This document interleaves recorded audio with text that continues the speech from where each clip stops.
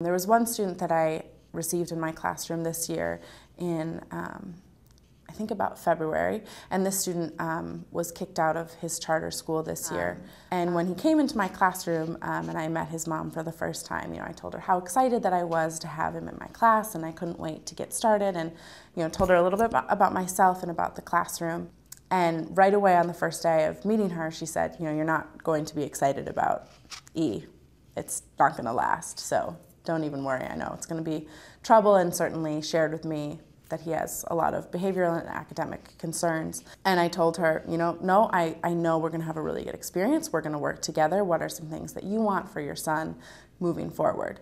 And I made a point of calling her every single day after school and speaking with her about all the positive ways that E had participated in the classroom and the growth that he was making already. And at first, she was the first day that I called, which was that same day that I'd spoken to her in the morning. As soon as I called, she said, all right, well, what did he do now? I'm sure it was something terrible, but then was really excited, obviously, to get a positive report and positive feedback on how he participated in the classroom, and then every day kind of looked forward to that call.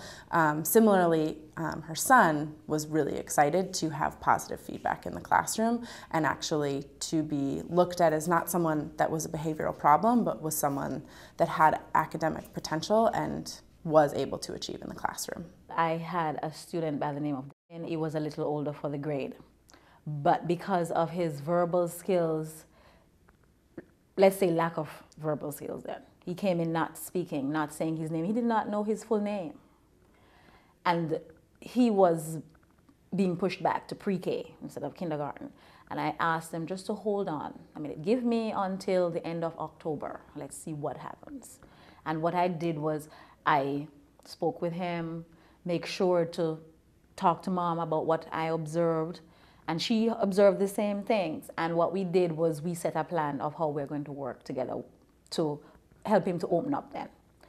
And by the end of the year, he was able to tell me his 4 names. He has 4, and he can tell me all 4. At this point, he is on grade level and ready for first grade, and I'm very impressed with his progress. And that was due to his parent being involved.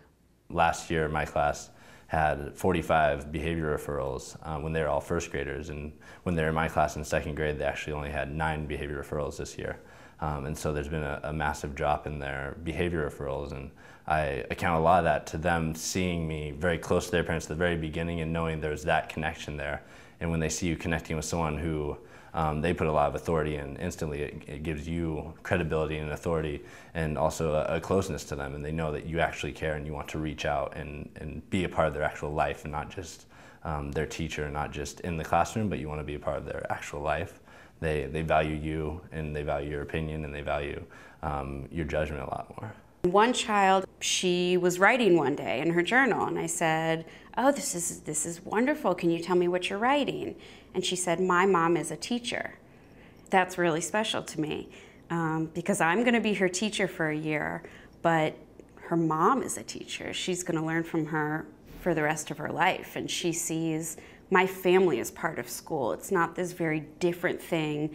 I'm at home, and now I go to this other place, and people I don't know are expecting certain things of me. This is my life, this is my family, this is my community. And I've seen it have a really dramatic impact on that child and her mom.